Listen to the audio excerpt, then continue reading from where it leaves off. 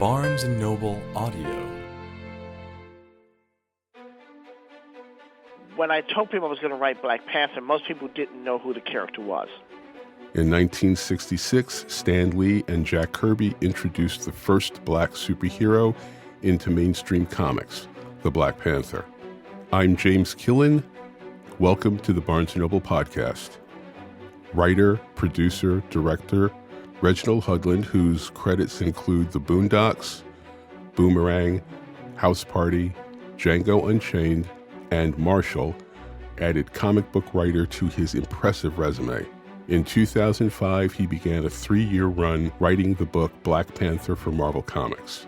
In his initial story arc, Who is the Black Panther?, he reintroduced the character as superhero and king, presenting him to a new readership. Quoting from the introduction in his graphic novel, "No black superhero before or after the Black Panther is as cool as the Black Panther." Reginald Hudlin, hello and welcome. Thank you. Glad to be here. So let's start with the basics. I mean, real basics. What were the things you read or watched that got you here? What were some of your influences? My older brothers were dedicated comic book readers, so I grew up reading their comics secondhand. And they were very serious. They would make me wash my hands before I touched their comics. So I read Fantastic Four 52, which introduced the character. So I was there at the very beginning and was blown away by what Stan and Jack did and was always a fan. And so I guess that planted the seed. But, there's other influences, too, ranging from the autobiography of Malcolm X to the music of Public Enemy. All those things mixed into what became, my version of Black Panther. You were introduced to comics at a young age. You and I think, are contemporaries, so we probably found the Black Panther about the same time. At that age, do you have any sense of the importance of the Black Panther? Yeah, we were the kind of household that were very conscious of black imagery. If we were watching TV and suddenly a black person appeared, whoever was watching would yell out, "Black people on TV!" Everybody would run in, watch it, and then when the black person left the screen, we'd go back to what we were doing. So the idea that Black Panther was an African king, that their country was technologically more sophisticated than the United States, that the introduction of the character, he meets the Fantastic Four, challenges each of them individually, and beats them, is a big deal, considering we had just seen the Fantastic Four beat Galactus, who eats planets. So if they beat the team that beat the guy who eats planets, he's pretty formidable. Do you, as a creator, do you see an importance in comics, in the format and style of graphic narrative and its ability to tell stories? I think comics are a very powerful medium because they have pictures and words. At least at that point, they were pretty inexpensive. They're more expensive now. At that time, they could do anything. You want to have someone go to the moon, just draw them going to the moon. So you didn't, compared to filmmaking, you didn't have to worry about casting. You didn't have to worry about budget. So you could tell any kind of story you wanted to. And that's what Stan and Jack did in that amazing run, their 10-year run, which I would compare to, Paul McCartney and John Lennon. You have, in each case, you have a team that in the course of 10 years changes the world. And their impact on pop culture continues to this very day. Do you see a particular importance with the idea of superheroes in comics by way of fantasy, escapism, empowerment? Yes, and when you look at the first wave of superheroes in the 1940s, I mean, those early DC comics, Superman, Batman, Wonder Woman, these are kind of real kind of ideas of, Uberman, a super version of a human. And then with Batman, you have a peak human. And then with Wonder Woman, you have a super version of a woman. So those are great, big, basic ideas that basically are the foundations of modern American mythology.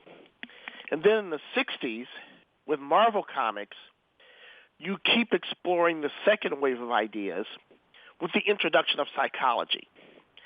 So you have Spider-Man, who has superpowers, but he's neurotic. You have Fantastic Four, which is this family which is dysfunctional but still ultimately holds together. So you have these, new ideas that are more complex than the first wave of characters created in the 40s. And that's Black Panther comes out of that, the idea of a black hero who is the equivalent of Captain America, that he is as moral and upright and represents every spiritual good in the way that Captain America does for America. That's what Black Panther does for Africa. It's interesting you mentioned the Marvel and DC, because as I remember when I started reading, what got me was the nuances, the differences in the styles, and definitely Stan Lee and Jack Kirby and Steve Ditko and John Romita. Their characters were so much more nuanced. There was more drama behind the superheroes than there was the superheroics. Absolutely, and again, they reflect the era they're created in. So, when that incredible lineup of creators that you just listed were creating books in the 60s, they reflected the issues and the anxieties and the aspirations of the era they were created in, the same way those DC books reflect the 40s. The first Black Panther series, that was Jack Kirby. Yes. There was the Don McGregor Panther's Rage run, and that was in the 70s. Christopher Priest, his Marvel Knights run, that was early 90s, and you took over in 2005, and Ta-Nehisi Coates is writing it now. When you took over the book after the span of time between after the Christopher Priest run, what did you want to do with the character? Where did you want to take the character? Well, it's funny. I mean, comic books are kind of like working on a quilt. Everybody makes a contribution. So you have Stan and Jack, and then Jack solo, then Don McGregor, and then Priest. All of them made enormous, wonderful contributions to the mosaic of the character. And I wanted to build on what they had done, and I wanted to go places that the character had never been to. And I had a couple of agendas. One was, when I told people I was going to write Black Panther, most people didn't know who the character was. So when I was initially offered a 6-issue miniseries, I wanted to basically define the character. So if you said, well, who is the Black Panther? You could hand someone that book, and they would learn everything they needed to know about the character. So that's what I did in my first 6 issues. And then when Marvel was really pleased by what I had done initially, and they said, well, just keep writing.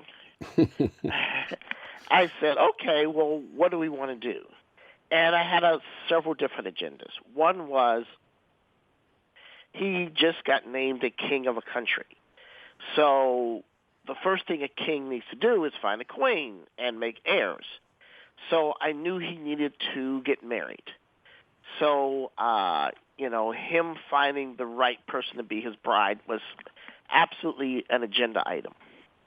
The second thing was, I wanted to see him interact with other superheroes of color, other black superheroes, because that had really never been done. And I just knew that whatever conversations that Luke Cage and the Black Panther would have together, it would be pretty interesting. So, so those were kind of my initial goals. And as I just kept writing, we just kept exploring, new areas to have fun with. We talked about the different eras, and Kirby, McGregor, Priest, and the interesting thing was those were the heights out of the 52 years of Black Panther. Those were the heights, because in between that, he basically fell back to being like the Avenger in the back of the room, in the back of the photo. One thing that I liked, one of the many things that I liked about your run was the presentation of Black Panther as king in his kingdom more than just the superhero. Because you set pretty much all of your run, aside from a brief period, most of all of your run was set in Wakanda, correct? Yes. Well, yeah, and I know historically these are big challenges, not just for Black Panther, but for any book. Whether you have Aquaman or the Submariner, who's the king of Atlantis, or Black Bolt, who's the king of the Inhumans. Usually when you have a king in some kind of closed-off country, it's difficult to maintain those in terms of stories. But I was determined to make that work because I just was fascinated by that world. And so I wanted to lean into that and explore the implications of an unconquered African country with this Afrofuturistic DNA baked in. Well, what does that mean? So, and of course, the marriage would drive you to that. I mean, on one hand, he's one of the world's most eligible bachelors. Who does he pick? How does that, marriage manifest itself? And at the time, it was the time of the other huge Marvel storyline called Civil War, where the different superheroes were fighting each other. So at the time of this great conflict in the superhero universe, you have two superheroes, Black Panther and Storm, coming together. So it was a great moment to have all those different contrasting forces come together. What was the genesis of the project? Who contacted who about doing what? Well, it was a crazy set of circumstances. I was working on a TV commercial with a storyboard artist named Paul Power, an Australian guy. And as I was describing different shots, I would kind of use comic book references. And he said, "Hey, have you ever met Neil Adams?" And I said, "No, but he's one of my heroes in the comic book world. I always idolized his work as a writer, as an artist. His kind of photorealistic art style really was a revolutionary impact on comic books in the late 60s and 70s. Oh, absolutely. His Batman and Joker changed my world as a comic book reader. Absolutely. I mean, I feel like the Chris Nolan Batman is really fundamentally based in his work. So he opened his phone and dialed Neil Adams and put me on the phone with Neil. Neil was very gracious and said, "Hey, when you come to New York, why don't you come visit me?" And I happened to be going to New York that next week. So I sat down with my hero, Neil Adams, and we talked for a while. Then he said, "Hey, do you know any of the people at Marvel?" I said, "No." So then he picks up his phone and he dials Joe Quesada, who's the editor-in-chief at Marvel. Yeah. So the next day, I've got a meeting with Joe Quesada and his executive editor, Axel Alonso. And again, this is just, dream come true stuff for me. I've always wanted to meet these guys and just tell them how much I love the comics and so on and so on. So then they say, "Well, what comic do you want to write?" I wasn't there looking for a job. I was just happy to be in the room. So I said, "Gosh, I'd like to do Black Panther." And they said, "Okay, why don't you just write 6 issues?" So I left with this miniseries assignment, which was just a dream come true. how different was writing a comic book than basically everything else you've done or had done up to that point? Well, I had done a graphic novel before. Me and Aaron Magruder and Kyle Baker had teamed up and done this thing called Birth of a Nation. Oh, that's right. Which was about my hometown of East St. Louis deciding we could do bad all by ourselves and seceding from the United States and forming its own country. So I've had some experience with the medium there, but this was different in that you're kind of playing with the big toys, writing Black Panther, writing Iron Man, writing Captain America. And it was exhilarating because every time you go from medium to medium, whether it's movies to TV commercial to comic book, you learn a different thing about storytelling. And in a comic book, it's 22 pages, but more importantly, at the end of that second page, right, Mm-hmm. you better leave at a compelling point that makes someone turn the page. How do you get them to keep turning those pages? So you kind of have to, have something exciting, compelling, suspenseful at the end of that lower right-hand panel to keep keep the reader. You don't want them to set that book down. You don't want them to stop to get a sandwich. They got to keep reading till they get to the end. So it's basically figuring out or learning the beats of the learning the rhythm of the comic book, the page turn to page turn to page turn to issue 1 to issue 2 to issue 3. And yes, that, and there are certain key tools that are taken away. You don't have music. You don't have sound effects. You can't have a character nod. There's a certain amount of expression that an artist can capture, but, you don't have the full range that you have when you work with an actor.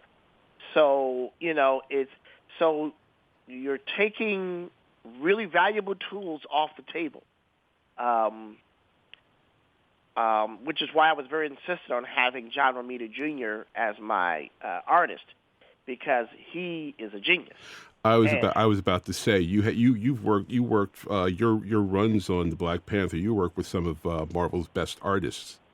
Yeah, well, I'm not crazy.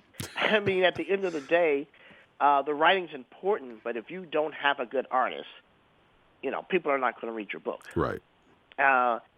So, having, the incredible artists like John Romita Jr., like Ken Lashley. Mm-hmm. I mean, there's so many great artists I work with when I did the series.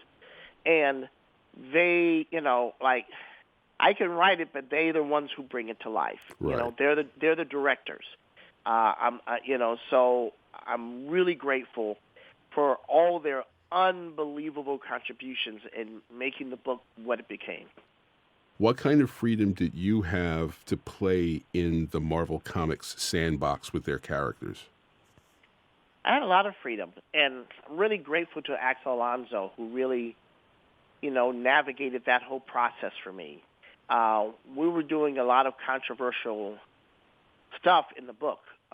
In the first issue, we have a flashback to when Black Panther and Captain America first met, and Black Panther beats Captain America.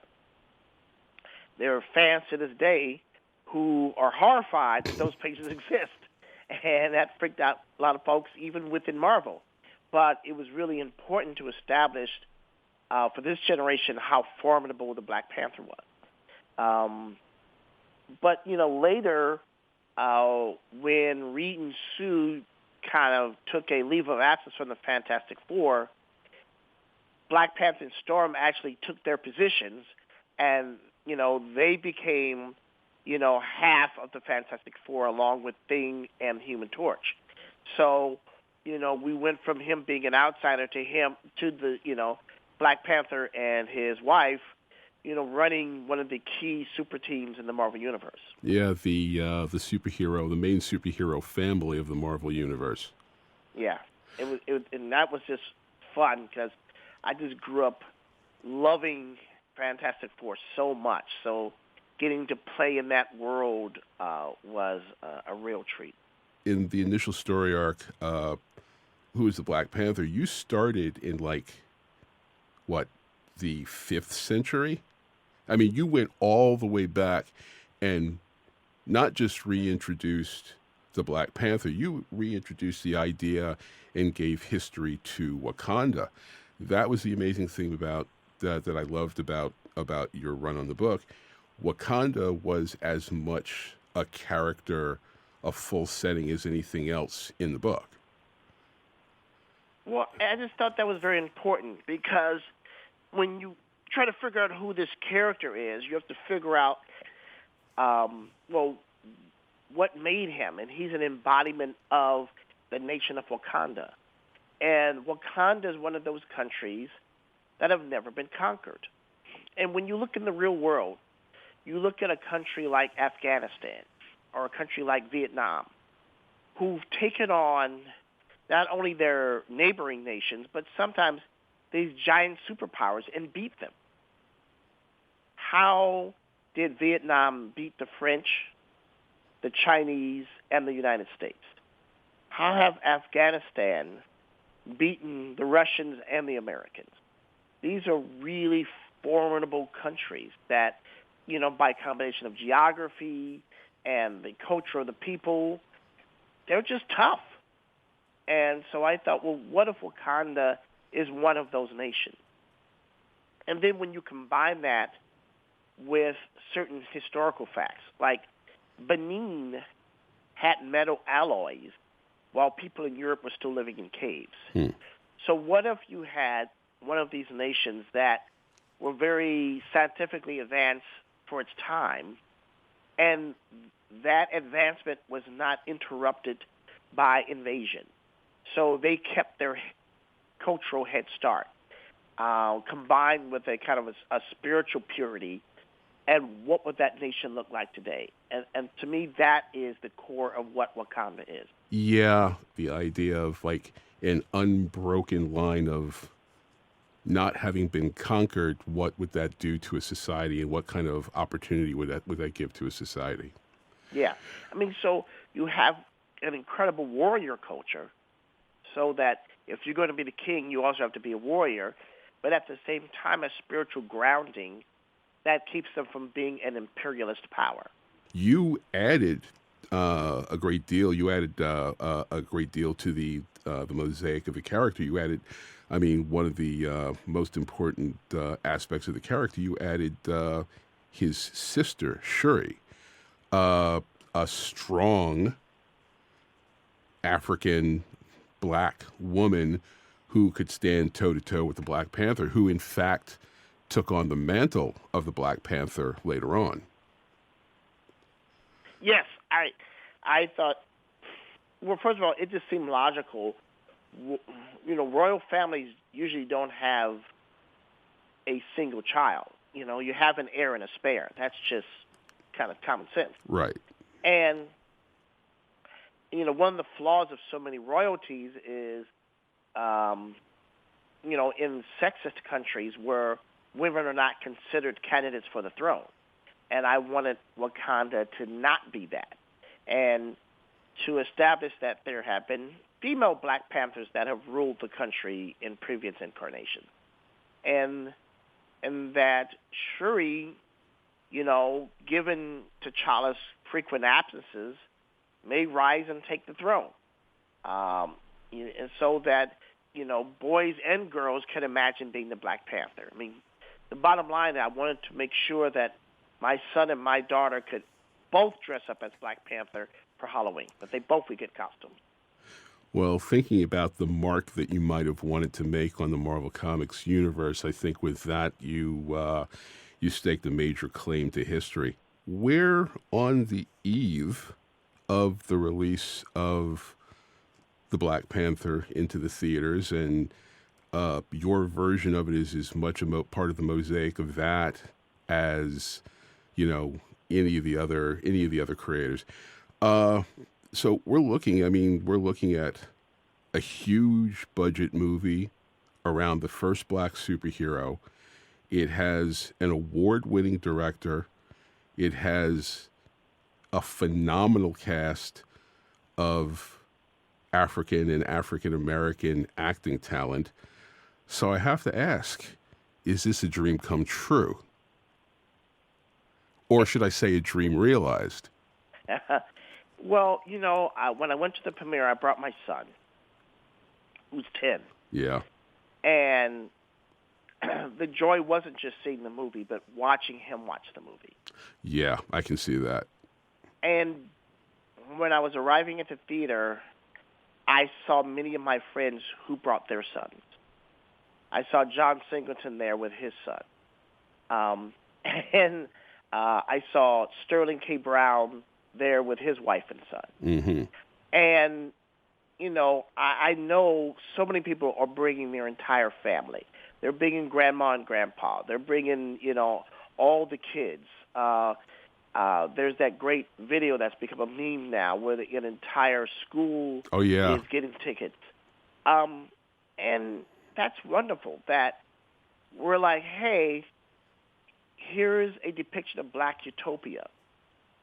And we're all going to go and celebrate it. We're going to, here's a collective dream that we're going to get to see on film. And that was certainly my thinking when I was writing the book back in 2005. At that time, there really wasn't a Marvel Cinematic Universe like there is now. Oh, that's true. There was no promise that there would ever be a movie of the Black Panther. But I said, well, if there is, this book could be the blueprint of what that might be. So now when I see, the Claw, as a guy with this, killer weapon hand, and I see, Cherie, and it's a dream realized. Do you think the movie is going to change the readership or bring new readers to the graphic novels or to the comics? I hope so. Literally just this morning on Facebook, somebody was like, well, Reggie, where do I start?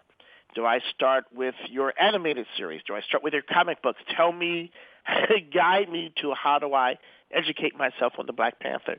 And that's a wonderful thing, that people want to see more, want to read more. So, Marvel's, reissuing, my entire run on the character, So when you get these big books in the mail, the complete Reginald Hudlin on Black Panther, you go, wow, this is crazy. It's really exhilarating. Reginald, thank you for the conversation. Thank you for your run on the book. Thank you for Who is the Black Panther. That, like I say, that was probably one of the high points of comics for me and will be for some time. Thank you so much. Very kind word. Thank you. Thanks for listening to our conversation with Reginald Hudlin. To learn about his Black Panther comics and more, visit barnesandnoble.com/podcast. We've got new episodes with more fascinating voices every week. To make sure you don't miss out, subscribe to the BNN Podcast in Apple Podcasts, Stitcher, or wherever you get your podcasts. Our interview was conducted by James Killen. This episode of the podcast was produced by Bill Tipper, with editing and engineering by Josh Perillo.